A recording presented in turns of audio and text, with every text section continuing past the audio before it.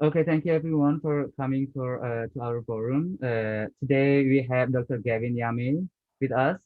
He is a professor of global health and public policy at Duke University, where he is director of the Center for Policy Impact in Global Health, an innovative policy lab that addresses critical challenges in financing and delivering global health.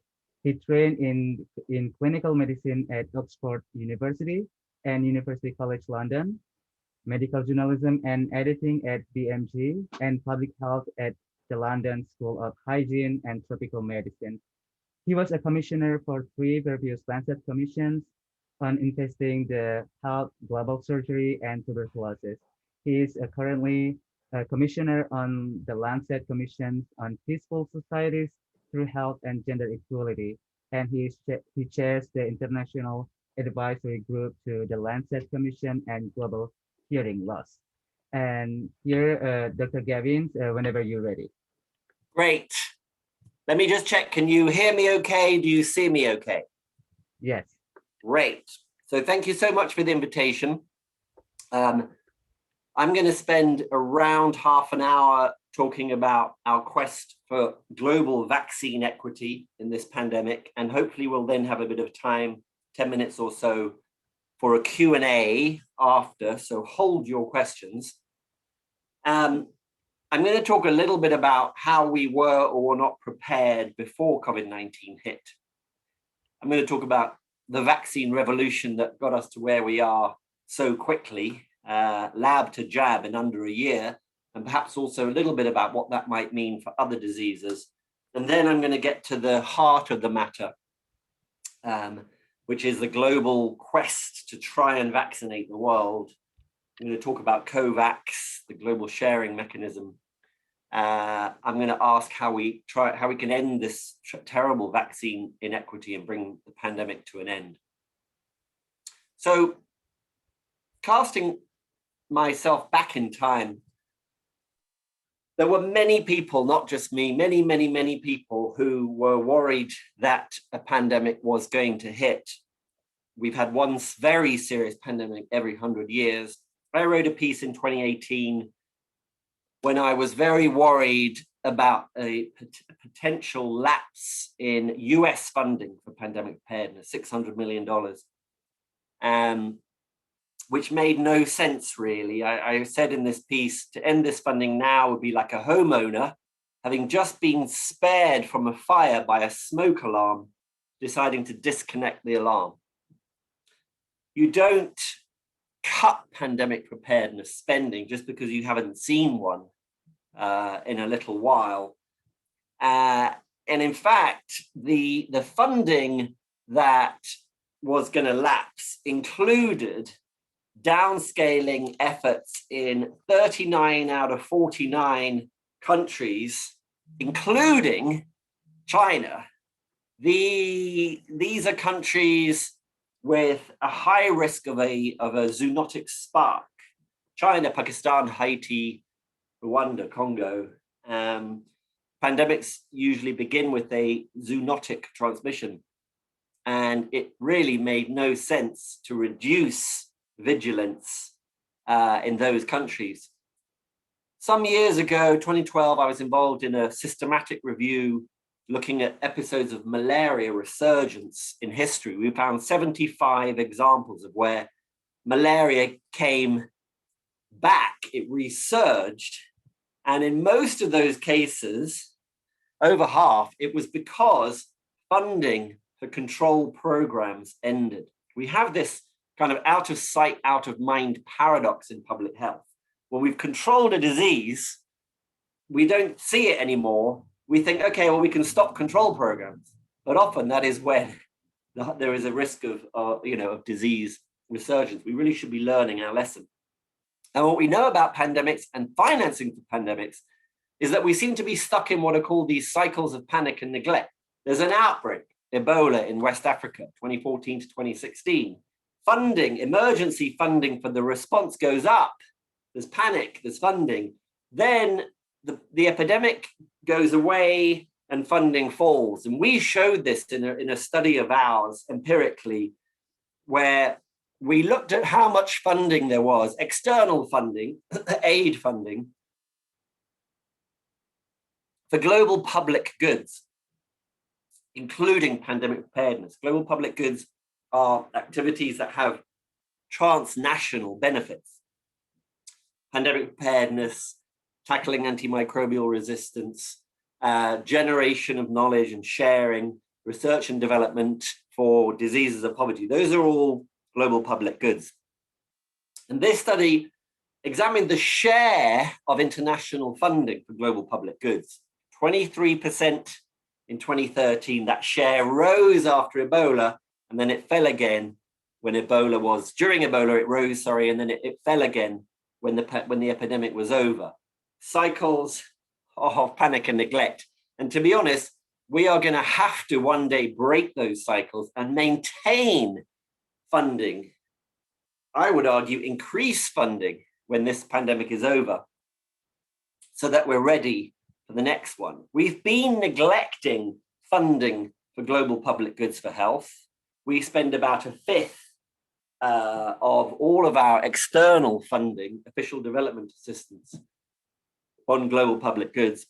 And one of the saddest, most painful things that I feel happened to me in recent years is that I co-authored a study that came out just before COVID-19 hit on how much it would actually take to get properly prepared for a pandemic. How much funding would we need?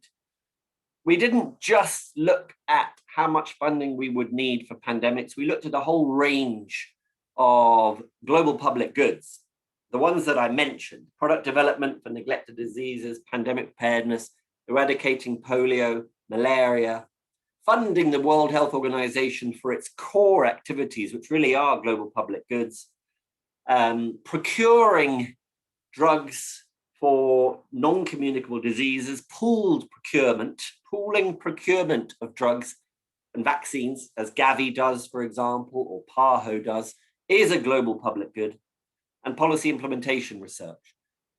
We estimated it would have cost 11.5 billion per year additional funding for funding that range of global public goods, including just $3.4 billion a year to adequately fund pandemic preparedness. Now, you might get sticker shock. Oh, 11.5 billion.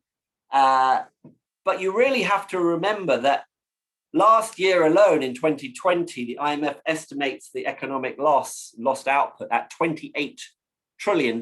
So 3.4 billion a year really would have been nothing compared to the $28 trillion in economic loss from the pandemic. An ounce of prevention really is worth more than a pound of cure.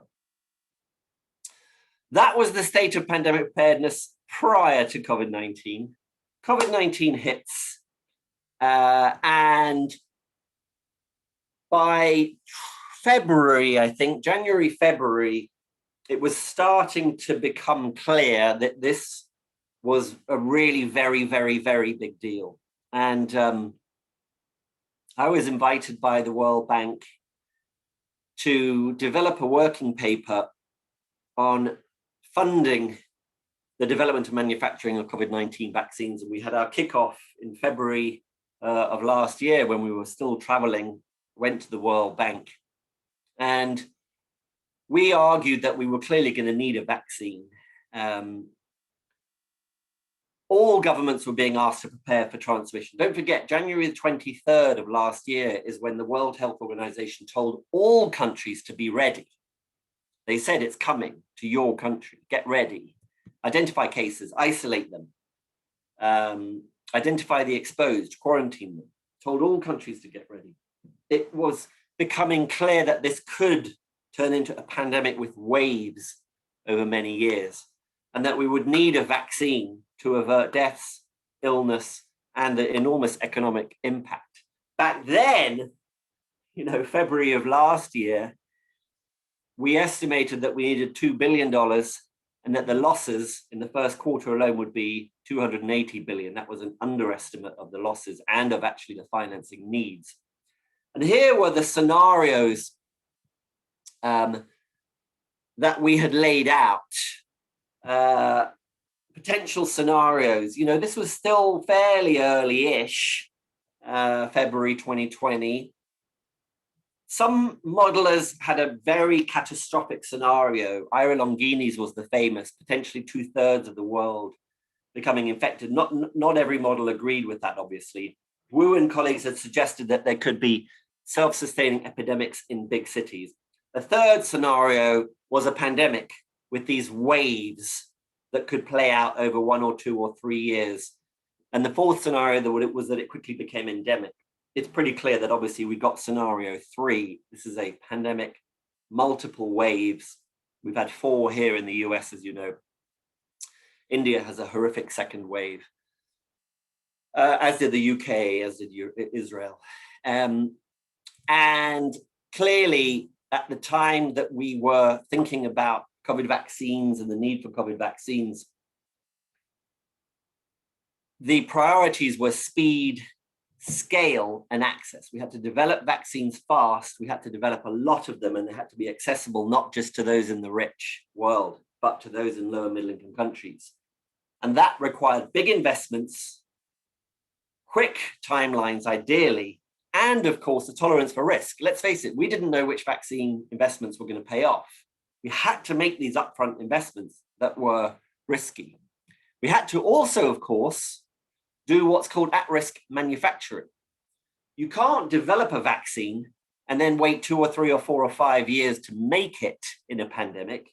You actually have to start the manufacturing before you even know if the vaccine is successful in clinical trials. That's called manufacturing at risk. So as the candidates progressed, the ones that were looking promising, the manufacturing began, knowing full well that that could have been a waste of money in the end, but an absolutely necessary approach. So in terms of where the money was going to come from, clearly we were going to need an all of the above approach: public money, philanthropic money, private money.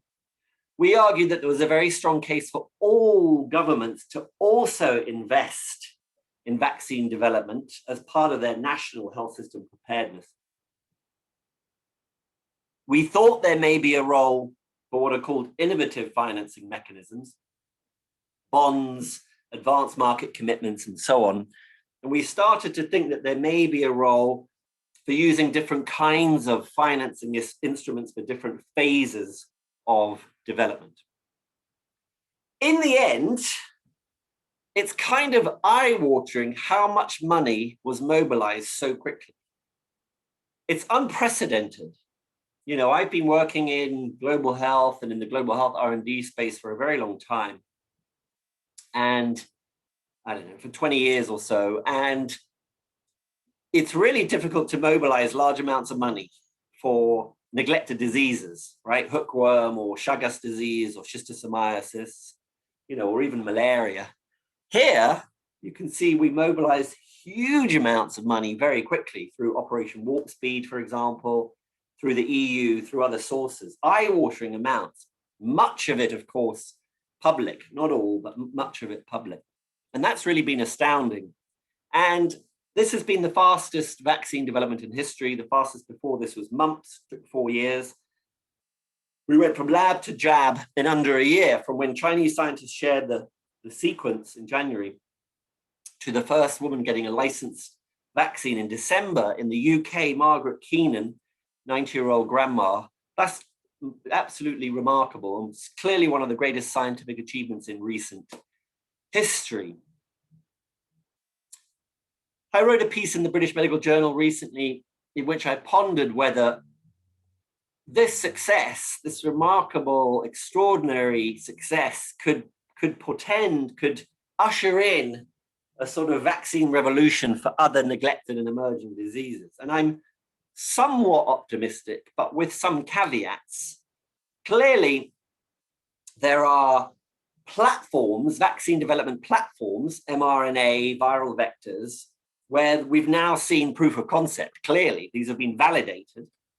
And we know that companies are now going to be using these for other diseases like malaria, HIV, flu.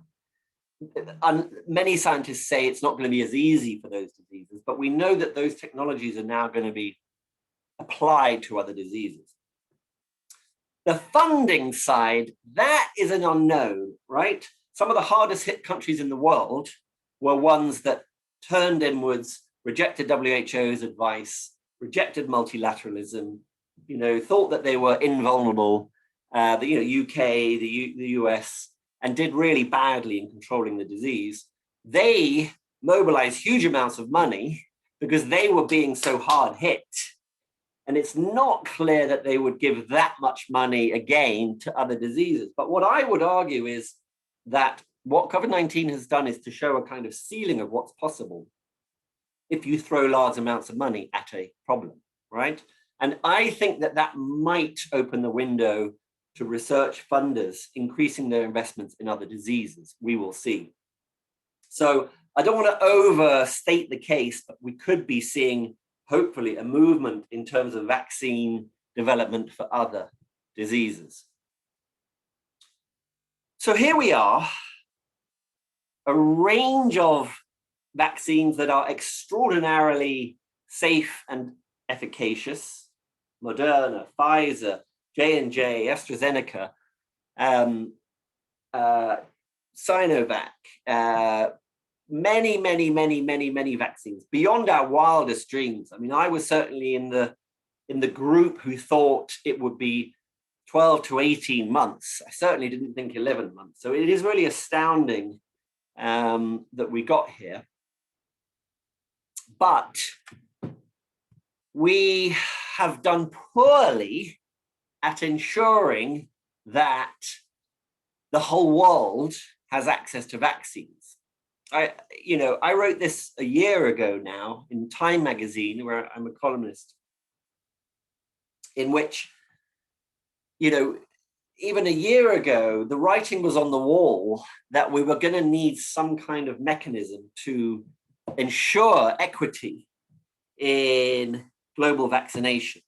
We have seen in past pandemics how rich nations behave. In 2009, during H1N1, rich nations hoarded vaccines. They were the first to get vaccines. They bought more of them. They went direct to the vaccine manufacturers. They entered these bilateral purchasing deals.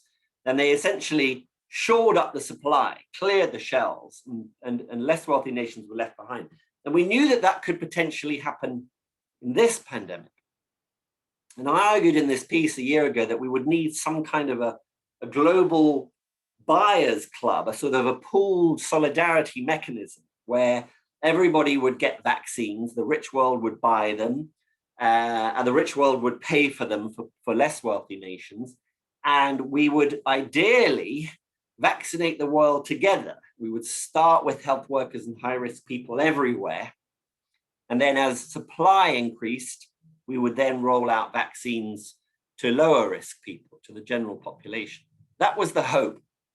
And I went on to be invited to an advisory group, an unpaid advisory group, to help design a mechanism like that called COVAX.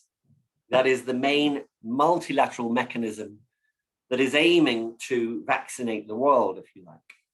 It's 3 organizations that host it: the World Health Organization, Gavi, the Vaccine Alliance, and CEPI, the Coalition for Epidemic Preparedness Innovations in Norway, a public-private partnership that develops pandemic vaccines, including COVID-19 vaccines, along with its partners, PAHO and UNICEF. And the idea behind COVAX was that if you were a rich nation, high-income country, upper-middle-income country, you would buy your own doses through this pool, and your upfront payments would help to fund R&D.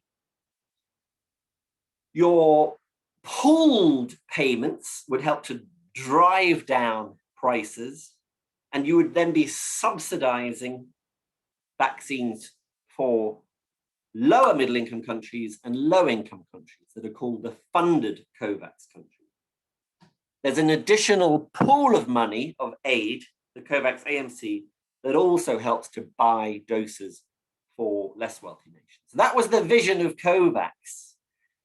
The problem is, in the end, rich nations, about 2 or 3 dozen, bypassed COVAX. They went it alone. They did what they did in 2009, and they went straight to the vaccine manufacturers. They used their market power and essentially went into these giant deals, once again, to shore up the supply.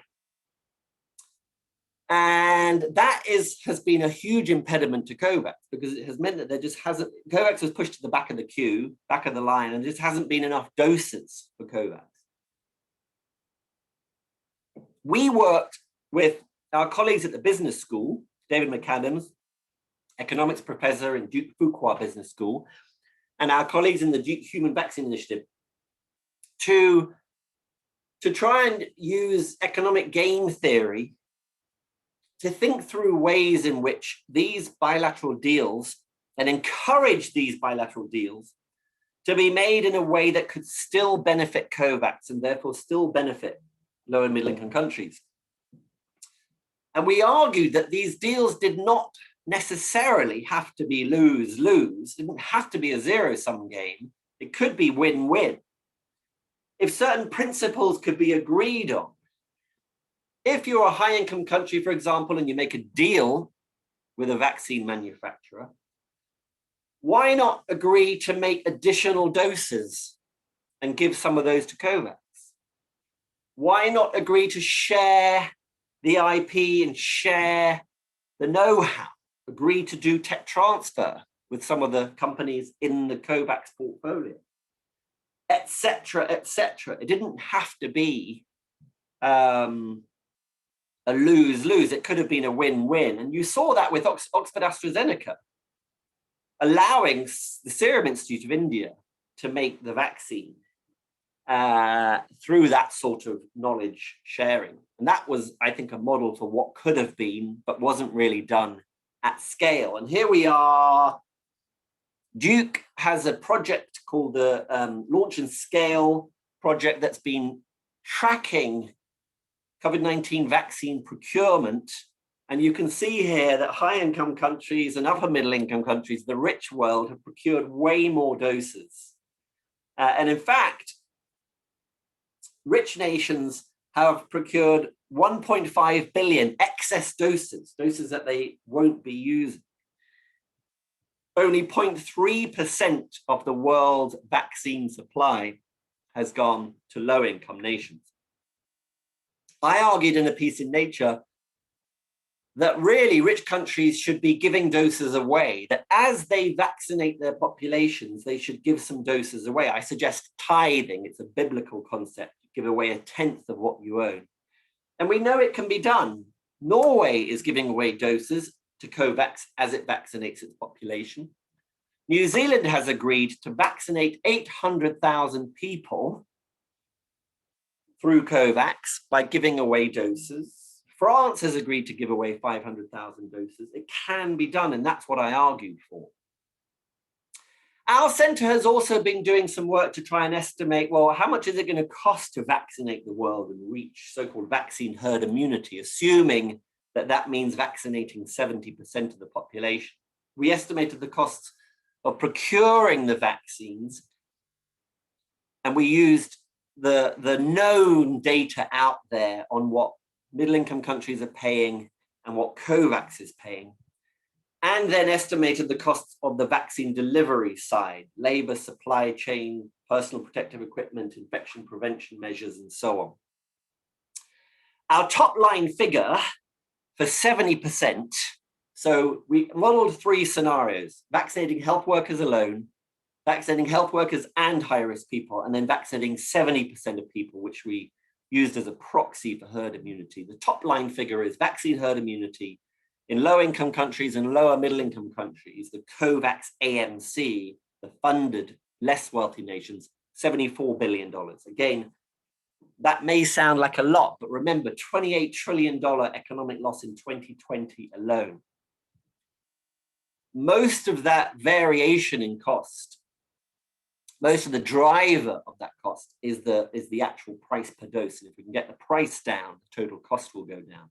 We also, to drive home the point that countries themselves can't really afford this, they're going to need aid, we compared the cost of the vaccine, COVID-19 vaccine, with how much they're actually paying for their own vaccines right now. Around 6 in 10 countries would spend double their baseline annual immunization expenditures today on these other vaccines. And 2 in 10 countries would spend, you look at Somalia, for example, it would cost them at least 5 times what they're spending right now on their annual childhood vaccinations to buy COVID-19 vaccines. So many of these countries are clearly not going to be able to afford vaccines themselves, which is why we need COVAX to fund it for them. Here is the tool. We have this costing tool now online. Anyone can use it. You go in, you pick a country. You can adjust some of these parameters. You can say, okay, what will it cost to vaccinate just healthcare professionals and high-risk people? That's about 20% of the total population, or 70% of the population. You pick a country. Here, for example, is what would happen if you looked at Sudan. And so now let me just, in the last 5 minutes or 3 or 4 minutes before we take some questions, or I take some questions, get into a little Q&A, is just to reflect on where we are in the pandemic and how we can bring this pandemic to an end, given all that I've said, particularly around vaccine equity.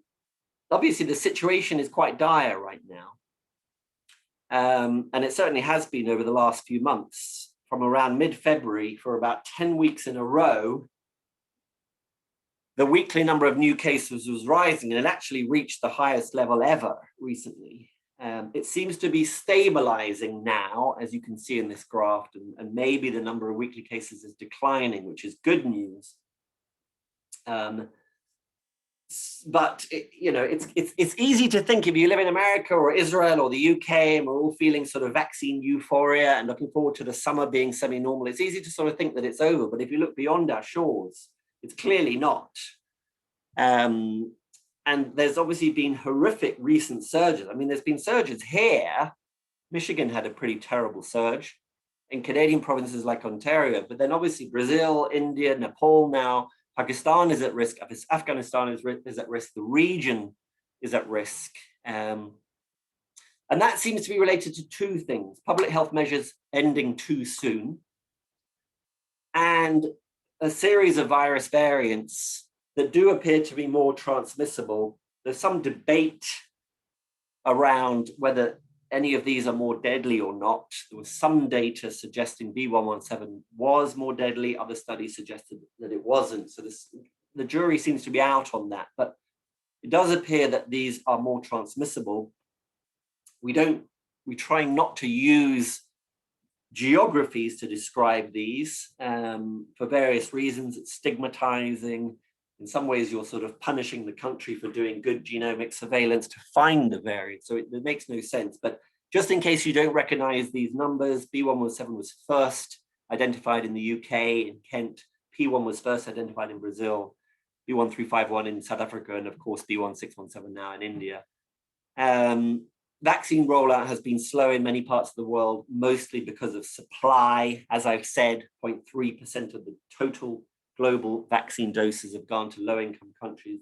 There are some logistical challenges around that, and there hasn't been much in the way of local manufacturing. India, of course, has been a vaccine manufacturer to the world, has given doses to the world. The Serum Institute was a really important source of vaccines for COVAX until the recent crisis. But there hasn't been widespread globalized manufacturing. Yesterday, I published a piece in the BMJ with Greg Gonsalves at Yale on the need for a people's vaccine, on the need to allow countries to start making their own vaccine doses. Now, look, the most urgent pressing need, the most urgent thing that you need to stop people dying as soon as possible is to get shots in arms now. And for that, the excess doses that I talked about have to be donated to COVAX now. That is still a donation model, right? It's a charity model. And that, in my view, that's not a long-term, equitable, fair model, given that this pandemic will rage on for years. We need countries themselves to be able to manufacture huge amounts of doses so that they can achieve mass vaccination by the end of the year or certainly beginning of the new year. And that's why Greg and I support the idea of a people's vaccine. In other words, a vaccine made by low and middle income countries for low and middle income countries. And it's a three-legged stool. The intellectual property needs to be shared through a so-called waiver, something that the Biden administration came out in support of, which was very exciting. An IP waiver alone won't be enough. You also need to share the recipe, tech transfer. And finally, we're going to need to support manufacturers worldwide. WHO recently put out an RFP, request for proposals, for a hub for making mRNA vaccines in lower middle income countries. That's what we're gonna need. And we said, an IP waiver isn't enough. It's an important step, allowing producers to step in and make raw materials for export for all the current vaccines, the industrial parts, components, etc. But we also need transfer of the technical know-how from vaccine manufacturers in the north to regional hubs or those in the south. And then we really need a big subsidization of manufacturing in low and lower middle income countries. Despite all those challenges, I'm optimistic. We know, for example, a fifth of the world's population are in nations that essentially eliminated the virus. We know that public health measures work: Taiwan, South Korea, China, Australia, New Zealand. We also know that if you combine so-called non-pharmaceutical measures, test and trace, regional, or in some cases national stay-at-home orders, you can end surges. Britain's winter surge was horrific. I'm from there, my family is there, I have lots of doctor friends. It was absolutely like a war zone in hospitals across Britain. But they ended their surge first with a national circuit breaker lockdown, which drove cases down. And then with rollout of vaccines, the decline was accelerated. This 1-2 punch, Israel did the same. So there is a precedent for that.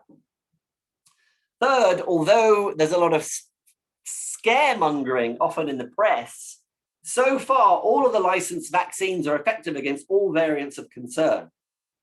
So we need to know that the vaccines work. The vaccines are working in India. You will have seen the reports today that vaccinated health workers who've been infected most of them have not got sick. Vaccines are working.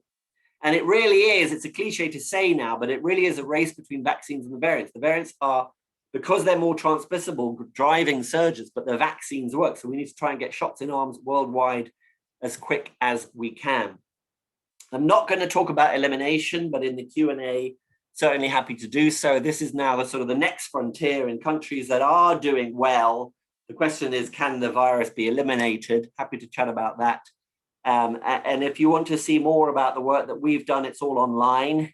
We've collected it together. And the last thing I'll say is that it's never solo work. Here's our team, and just thanking the team for all of their work. And we have about 10 minutes, 12 minutes, I think, for questions, 10 minutes. You can write your question in the chat box or unmute yourself and ask. Yes, thank you, Dr. Gavin, for a very amazing talk. And thank you. I see one question already. Should I take it? Yeah, sure. Is there a strategy to prevent future pandemics which doesn't depend on the good of nations? No, there is no strategy that is free of the good of nations. There is only one strategy that's going to work, in my view, which is that we need international cooperation. No one is safe until everyone is safe. A pandemic anywhere can become a pandemic everywhere. We are all in this together. So we are going to need nations to cooperate. Now, I personally favor an approach that I know is very unpopular and perhaps politically unlikely, but I don't really see much of a way around it. As we've seen in this pandemic, the rich nations will always be rich nations. They will always hoard. They will always be me first, me only, me. They will always exert their market power. So I don't really see any other approach apart from some kind of compulsion, a compulsory mechanism where every single nation on earth contributes every year into some kind of a pool. Obviously, the rich pay much more. Maybe everyone pays a small percentage of their GDP. And then we all agree on the rules of the game. If a pandemic hits, the world has agreed through some kind of a treaty that this is how we're going to handle the distribution of vaccine, which I, again, would favor health workers and high-risk people in every country getting the vaccines first, and then scaling up as you have more supply. So I favor some kind of compulsion. My center is doing some work around whether a modified kind of COVAX, what we're calling a PanVax, pandemic financing facility, that is voluntary, but with more incentives built in, could be an alternative. What was clear is that the incentive to participate in COVAX for rich countries wasn't strong enough.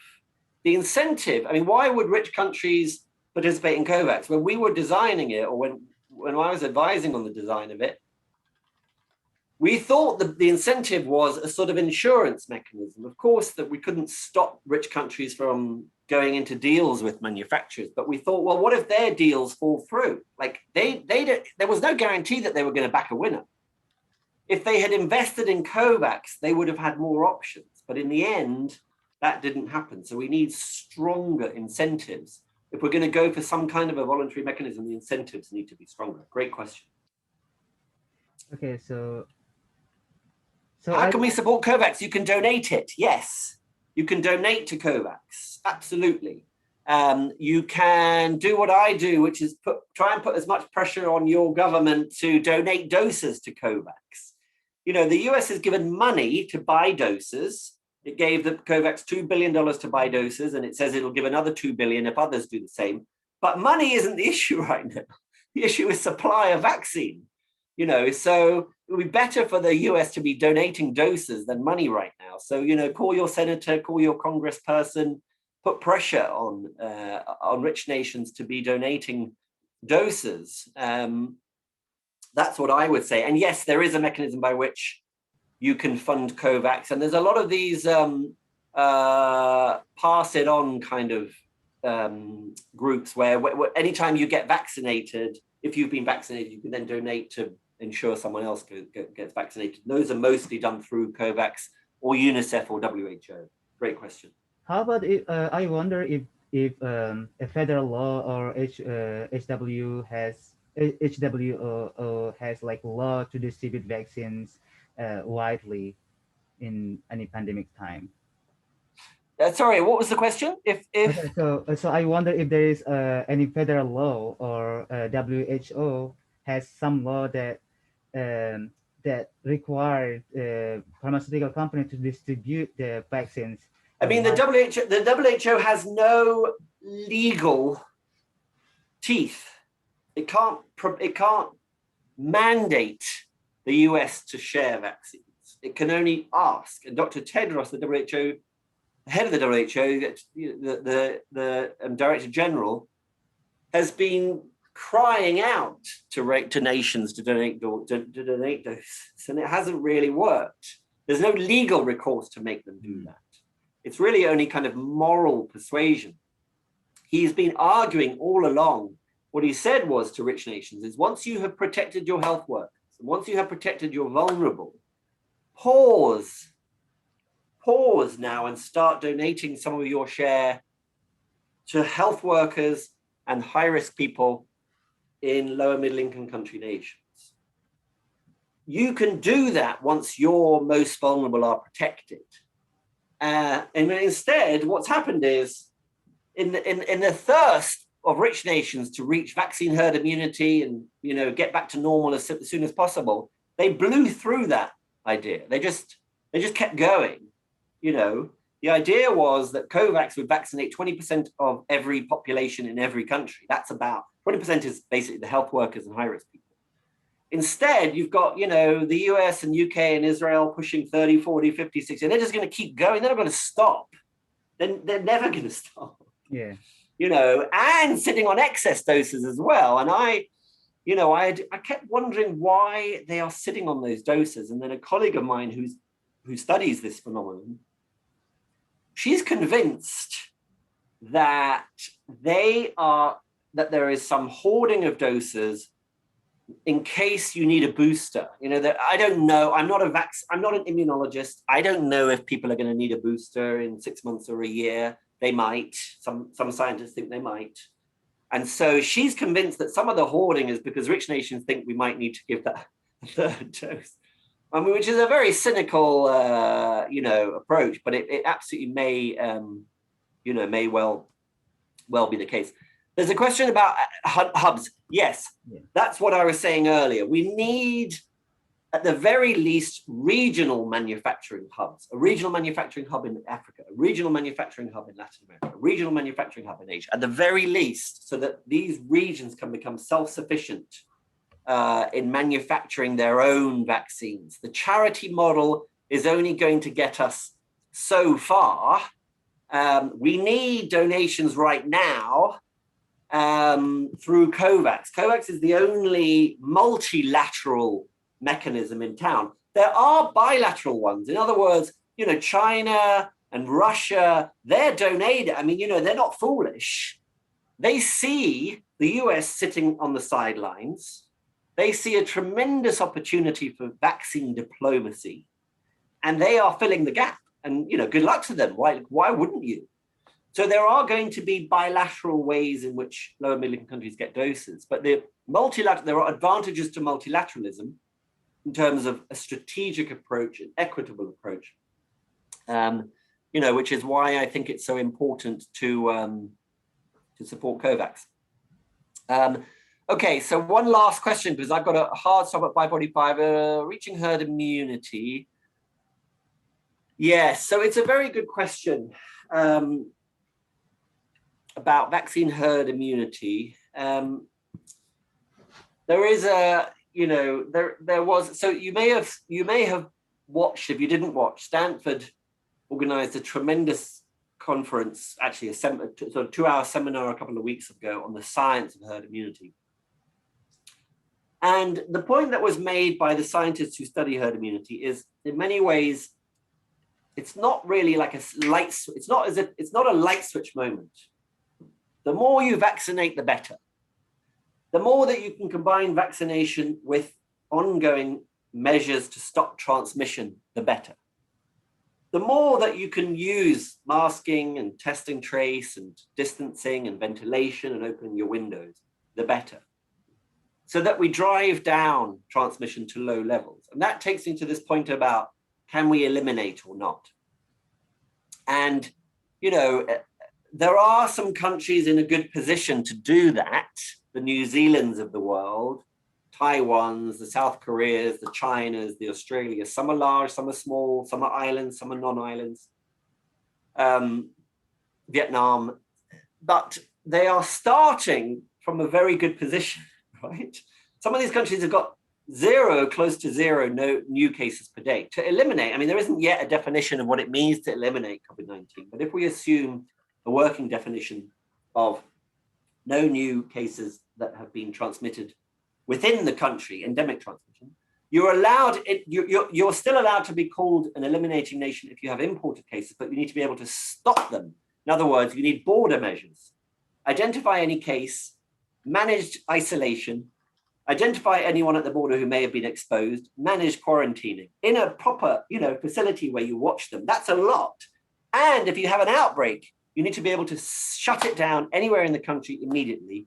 You need to have fantastic nationwide surveillance. So if you hear all that, you can see immediately that the United States ain't eliminating anytime soon.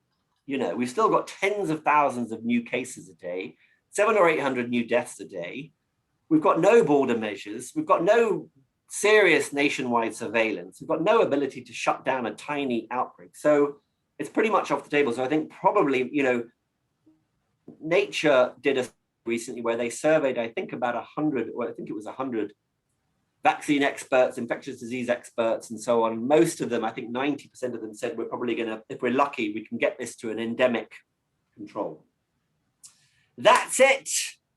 I have to go and have dinner with my kid and my spouse. And I think you all have to go at 5:45 as well. So is it okay for us to wrap up? Yes, and thank you so much again for your time. And it's Sure. really, really wonderful. And we have a questionnaire actually, guys, and we would appreciate if you can answer the questionnaires. And Dr. Gavin, thank you for your time. Sure. Great. And yeah, Great pleasure. And if there's a recording, please send it to me. I'd love to share it. sure. All right. Thank you very much. Bye, everyone. And guys, you can also follow Dr. Gavin on Twitter. I'm very active and I'm very outspoken, and I'm not very good at holding back. So Yes, there you go. You'll get the unvarnished thoughts. I just followed you today. Thanks. Bye. Okay.